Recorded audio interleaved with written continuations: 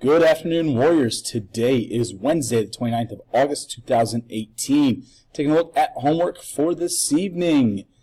Regular math on page 5. You are completing the chart, which will be using the checkmark terms from the right-hand column, as well as doing problems number 1 through 3 at the bottom with the review words. First period, you needed to complete this. Please see myself or Mrs. Caparini in the morning if you do not understand the assignment.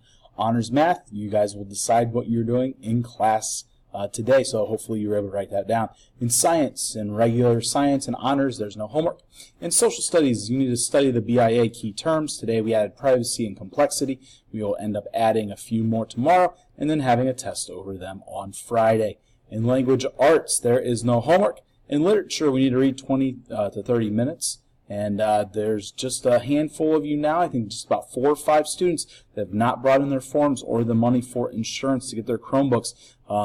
Here we are, into the second week of school. We are well into the usage of the Chromebooks.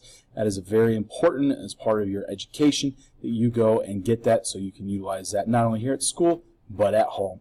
Thanks, and have a great Wednesday.